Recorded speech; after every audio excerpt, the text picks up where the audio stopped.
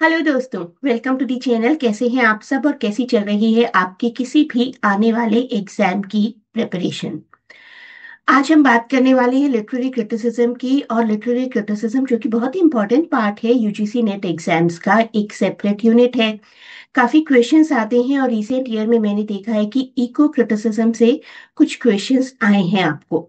तो क्या है ये इको क्रिटिसिज्म और साथ ही साथ इको फेमिनिज्म, इनके बारे में जानेंगे। इनसे रिलेटेड इंपॉर्टेंट टर्म्स को जानेंगे और कुछ इंपॉर्टेंट राइटर्स जो कि इन दोनों तरीके की राइटिंग से जुड़े हैं। तो सब कुछ जानेंगे हम आज के इस वीडियो में। और आपके लिए वीडियो के एंड में एक एमसीक्यू प्रैक्टिस सेशन भी होगा, उसको भी जरूर ज्वाइन करिए, काफी बेनिफिशियल रहेगा आपके लिए। तो आइए बढ़ते हैं अपने वीडियो की तरफ। तो शुरुआत करते हैं इको क्रिटिसिज्म के साथ। जैसा कि नाम ही बता रहा है, we will talk about nature and environment in literature. Literature में, राइटिंग में, बुक्स में, स्टोरीज में किस तरीके से एनवायरमेंटल प्रॉब्लम को दिखाया गया है, this is what eco criticism is all about. कि स्कॉलर स्टडी करते हैं नेचर को राइटिंग्स में कैसे पोर्ट्रे किया जाता रहा है। आइडिया स्टार्ट किया गया था जोसेफ मीकर के द्वारा इन 1972। उनकी एक किताब थी द कॉमेडी ऑफ सर्वाइवल, जिसमें उन्होंने ये टर्म भी कॉइन किया, literary ecology, not eco criticism but literary ecology. तो the comedy of survival, Joseph W Meeker, literary ecology. अगर हम इको क्रिटिसिज्म की बात करें तो this term was coined in 1978 by William Rueckert. ये था वो ऐसे 1978, William Rueckert, literature and ecology an experiment in eco criticism. तो ये दोनों चीजें आपको याद रखनी है। इनसे रिलेटेड आगे बात करते हैं, चलते हैं आगे अपने वीडियो की तरफ। तो विलियम रकर्ट, इन्होंने सबसे पहले ये टर्म इस्तेमाल किया 1978 में इस ऐसे में, literature and ecology an experiment in eco criticism. लेकिन इको क्रिटिसिज्म मोमेंट बहुत ही स्ट्रांगली इन्फ्लुएंस किया था रेचल कार्सन ने अपनी बुक में, लेकिन तब इको क्रिटिसिज्म टर्म नहीं आया था। 1962 की ये जो बुक है साइलेंट स्प्रिंग, इसका क्वेश्चन भी आया था अभी आपको एग्जाम्स में यूजीसी में। इसमें उन्होंने बात की है एनवायरमेंटल प्रॉब्लम के बारे में और कैसे ये मोमेंट स्टार्ट हुई है स्लोली एंड स्टेडली। देखिए, कोई भी मोमेंट ऐसा नहीं होता कि आज की तारीख से शुरू हो जाएगी।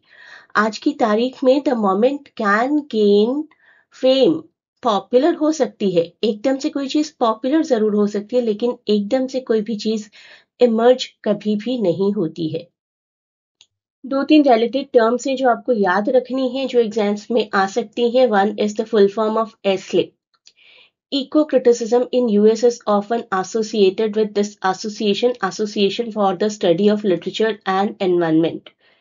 स्कॉलरली ऑर्गेनाइजेशन है जो कि काफी जर्नल्स पब्लिश करती है, और उन्होंने एक जर्नल पब्लिश किया है काफी prominent, interdisciplinary studies in literature and environment, ISLE। Scholars के लिए एक बहुत ही बाइबल काइंड ऑफ ये जर्नल है, आई कैन से, जिसमें एनवायरमेंटल मैटर्स को किस तरीके से लिटरेचर में डिस्कस किया जाता है, किया जाना चाहिए, वो सब कुछ बताया गया है। Interdisciplinary studies in literature and environment, याद रखिए ये दोनों टर्म्स फुल फॉर्म की फॉर्म में याद रखिए, या फिर आपको क्वेश्चन आ सकता है कौन सी एसोसिएशन है, कौन सा जर्नल है। ये दो फैक्ट्स आप याद रखिए। 1992 में ASLE को फाउंड किया गया था and the purpose was sharing of facts, ideas and texts concerning the study of literature and the environment. तो किसी भी तरीके से आपको एक क्वेश्चन आ सकता है, मे बी ईयर का डायरेक्ट क्वेश्चन आ सकता है, फुल फॉर्म आ सकती है ASLE की, या फिर आपको ये लाइन दी जा सकती है किसी तरीके से असेसमेंट स्टेटमेंट और कंक्लूजन के क्वेश्चंस में आ सकती है। इको क्रिटिसिज्म की अगर बात करें तो शेरिल ग्लॉटफेल्टी की और लॉरेंस ब्यूएल की ये डेफिनेशंस को देखना बहुत जरूरी है, आ सकती हैं आपको एग्जाम में। According to Cheryl, eco criticism is nothing but the relationship between literature and the physical environment। अभी मैं आपको अमिताभ घोष की एक बुक के एग्जाम्पल के थ्रू भी समझाऊंगी। और एक गोल जो इको क्रिटिसिज्म का होना चाहिए ना, that is to recoup the professional dignity undervalued genre of nature writing. हमने शेरिल का कहना है कि हमने इको क्रिटिसिज्म की राइटिंग्स को थोड़ा सा अंडररेट और अंडर वैल्यू किया है और इसको हमें एक प्रोफेशनल डिग्निटी प्रोवाइड करने की जरूरत है। वहीं पर देखिए लॉरेंस प्यूएल का क्या कहना है। Eco criticism study of relationship between literature and environment conducted in a spirit of commitment. Commitment का होना बहुत जरूरी है। अगर आप कुछ स्टडी कर रहे हैं लिटरेचर की और एनवायरनमेंट की, किसी बुक में जानना चाह रहे हैं कि किस तरीके से लिटरेचर के साथ साथ एनवायरनमेंट को भी पोर्ट्रे किया गया है, तो एक पैशन, आप जो भी जो भी क्रिटिक है उसके अंदर, उसके दिल दिमाग में एक पैशन होना, उसके दिल दिमाग में एनवायरनमेंट और लिटरेचर दोनों के लिए एक रिस्पेक्ट होना बहुत ज्यादा जरूरी है। इको क्रिटिसिज्म की अगर बात की जाए तो the hungry tide by Amitav Ghosh is a very prominent work जो कि ह्यूमन नेचर के रिलेशनशिप को दिखाता है। किस तरीके से सुंदर बंस में नेचर को बहुत ही पावरफुल और अनप्रिडिक्टेबल दिखाया गया है। लोगों की एक फाइट चलती रहती है सर्वाइवल की। नॉवल हाईलाइट करता है कि एनवायरमेंट प्रोटेक्शन कितना जरूरी है और सिर्फ फैक्ट्स की ही बात नहीं करता, मिथ्स की और लोकल लोगों के विजडम और लोकल लोगों के नॉलेज की भी बात करता है। एनवायरमेंटल इश्यूज को कनेक्ट करता है सोशल इंजस्टिस और डिस्प्लेसमेंट के साथ कि किस तरीके से अगर हम नेचर को हार्म पहुंचाते हैं तो नेचर बदले में हमें हार्म जरूर पहुंचाएगा। That is what we can call even to be eco justice. बात करते हैं इको फेमिनिज्म की। ये भी एक बहुत ही इंपॉर्टेंट टॉपिक है। फेमिनिज्म और इकोलॉजी को जब हम मिक्स कर देते हैं that is what we call to be eco feminism. Gender किस तरीके से नेचर को इम्पैक्ट करता है। Word was coined by Francoise d'Eaubonne 1974। ये आपको याद रखना है। Eco feminism feminist view point add करता है एनवायरनमेंट में और सपोर्ट करता है कि एक फेयर और इक्वल सोसाइटी हो। नेचर के लिए भी, नेचर के साथ फीमेल्स को बहुत ज्यादा सिर्फ और सिर्फ फीमेल को एसोसिएट ना किया जाए। सबकी रिस्पॉन्सिबिलिटी है नेचर की देखभाल करना।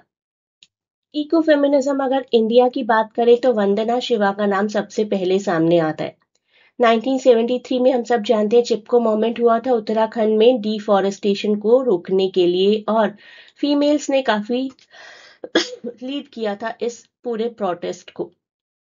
Many men had moved to cities for jobs, so women stayed back in villages. And as noted by activists like Vandana Shiva, non-violent protest था ये। लोगों ने ट्रीज को हक करना शुरू किया बस, और हक कर कर खड़े रहे कि इनकी जान लेने से पहले हमारी जान ली जाएगी। And that moment gained huge popularity, not only national popularity but international popularity too. और Vandana Shiva was the great activist witness of that moment.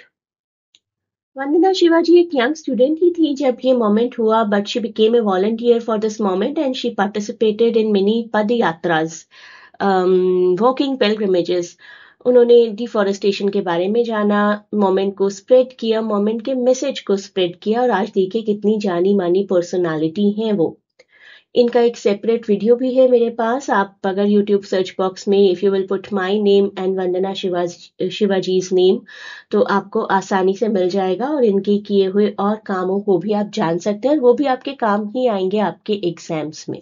In case you are not able to get that video, एक comment leave कर दीजिए, I will provide you the link. Eco feminism क्या करता है कि females को care के साथ जोड़ देता है। जैसे नेचर हमारी केयर करता है, फीमेल सबकी केयर करती हैं। Women care about nature not because they are feminine but because both women and nature face the same kind of operation, और ये ऑपरेशन है मेल डोमिनेटेड। लैंग्वेज जो भी इको फेमिनिज्म की लैंग्वेज है, देखिए उसमें कहा गया मदर अर्थ। हमेशा हम धरती माँ यही बोलते हैं ना। And women are often described using animal like और इंसल्टिंग टर्म्स। हम जहां पर हम मदर अर्थ की बहुत रिस्पेक्ट करते हैं, धरती को माँ बोलते हैं, क्या हम फीमेल्स की उतनी ही रिस्पेक्ट करते हैं? जितनी भी स्पेसिफिक गालियां बनी है इंडिया में, बाहर की कंट्रीज में, वहां मदर और सिस्टर का नाम इस्तेमाल होता ही है। मुझे वो वर्ड्स बोलने की जरूरत नहीं है, आप समझ गए होंगे। तो मदर अर्थ को हम मदर बोलकर रिस्पेक्ट करते हैं सिर्फ बोलने के लिए, क्या हम सच में उतने रिस्पेक्ट करते हैं?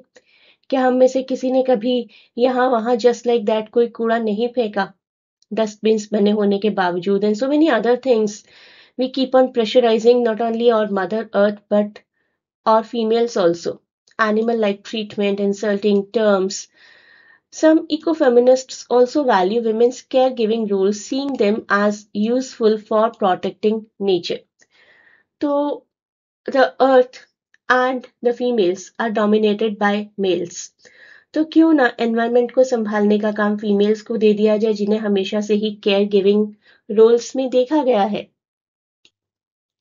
इकोफेमिनिज्म 1993 की एक बुक है बाय मारिया माइल्स एंड वंदना शिवा, जिसमें उन्होंने बात की है कि किस तरीके से नेचर को हमने साइंस में कन्वर्ट कर दिया है। मॉडर्न साइंस को क्वेश्चन करते हैं और कहते हैं कि साइंस न्यूट्रल नहीं है, science is shaped by male dominated thinking. Scientific knowledge जितनी भी है that is majorly decided by main. For example, child birth जो कि एक नेचुरल प्रोसीजर हुआ करता था वंस अपॉन अ टाइम, इसको मेडिकल प्रोसीजर में कन्वर्ट कर दिया गया। प्लांट्स को हम लोग आर्टिफिशियल वे में ग्रो कर रहे हैं इंडस्ट्री के through, that has also been the product of science dominated by males. अगर इकोफेमिनिज्म की बात करें तो ये तीनों बुक्स याद रखना बहुत ज़रूरी है। The death of nature bye Carolyn merchant, हमने इकोफेमिनिज्म बुक की बात की ही, मारिया माइल्स और वंदना शिवा की जो कि 1993 की है। दिस बुक कैरलिन मर्चेंट की बुक 1980 की है। And feminism and mastery of nature by Val Plumwood, ये भी 1993 की बुक है। तो इन तीनों बुक्स को आप याद रखिए, ऑथरशिप से रिलेटेड, मैचिंग से रिलेटेड क्वेश्चंस आ सकते हैं आपको। अब देखते हैं कुछ questions. What did William Rickert call his essay where he coined the term eco-criticism?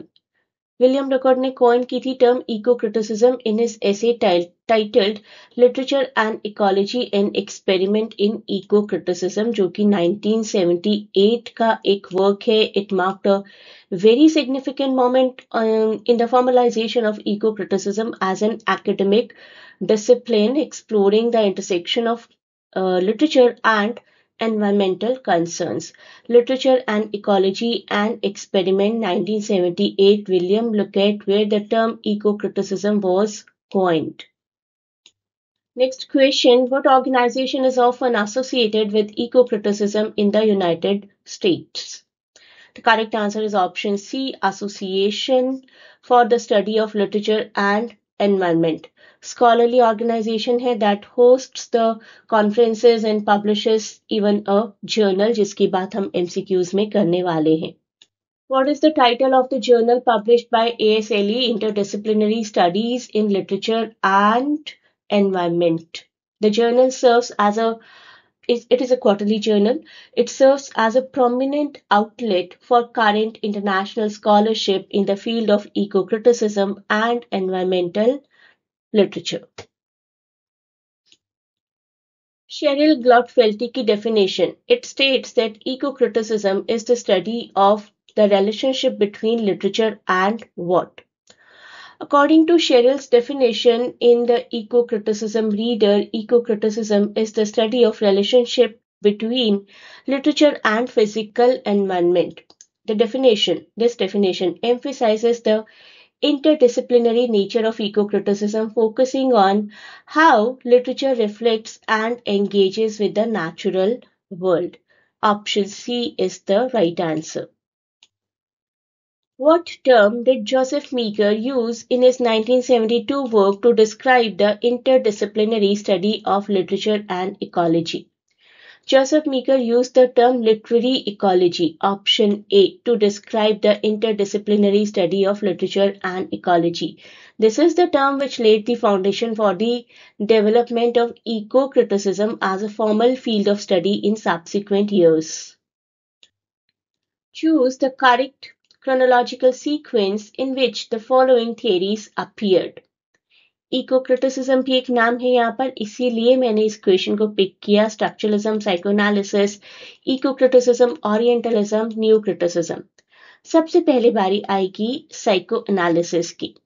Psychoanalysis जो कि लेट 19th और अर्ली 20th सेंचुरी का वर्क है। सिगमंड फ्रॉइड ने इस वर्क को बहुत ज़्यादा इन्फ्लुएंस किया है, स्टार्ट ही किया है we can say. And then new criticism जो कि 1930s और 40s में बहुत प्रोमिनेंट था, focused on close reading of the text itself. Then structuralism जो कि 1950s में काफी पॉपुलर था, it views literature as a part of sign and signified. Structuralism इसके बाद। देन ओरिएंटलिज्म, इसका तो प्रोमिनेंट ईयर है हमारे पास 1978, एडवर्ड सईद की थियरी।